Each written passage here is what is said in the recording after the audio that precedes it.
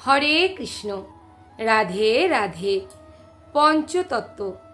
পঞ্চতত্ত্ব সম্পর্কে সংক্ষিপ্ত পরিচয়। গৌড়ীয় বৈষ্ণব ধর্মমতে পঞ্চদশ শতকে এই পৃথিবীতে ঈশ্বর স্বয়ং কৃষ্ণ 5টি অবতারে প্রকাশ হয়েছিলেন। তাকেই বলা হয় পঞ্চতত্ত্ব। এরা হলেন শ্রীকৃষ্ণ চৈতন্য প্রভু, নিত্যানন্দ, শ্রী অদ্বৈত, গদাধর, শ্রীবাসাদি গৌর ভক্তবৃন্দ।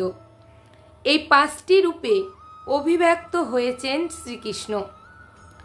পরম শক্তিমান ভগবান শ্রীকৃষ্ণ নিজেকে পঞ্চশক্তিতে প্রকাশ করেন 5টি পারমার্থিক উদ্দেশ্য সাধনের জন্য। ভগবানের এই পঞ্চতত্ত্বে কোনো পারমার্থিক ভেদ নেই। তারা পঞ্চতত্ত্ব হলেও এক ও অদ্বিতীয় তত্ত্ব।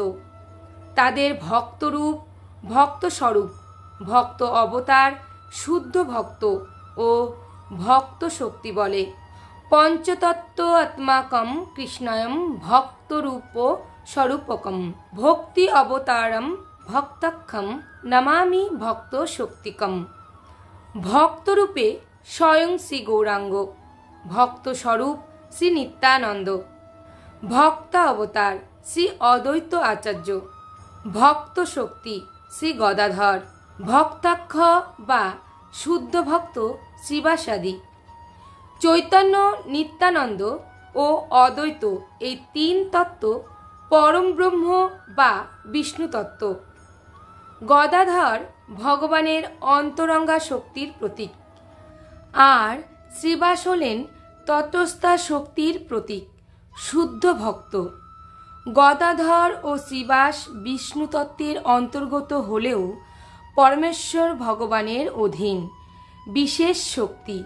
তারা শক্তিমান থেকে ভিন্ন নয়। জয় শ্রীকৃষ্ণ চৈতন্য প্রভু নিত্যানন্দ শ্রী অদ্বৈত গদাধর শ্রীবাসাদি গৌর ভক্তবৃন্দ। হরে কৃষ্ণ কৃষ্ণ কৃষ্ণ হরে হরে, হরে রাম রাম রাম হরে হরে।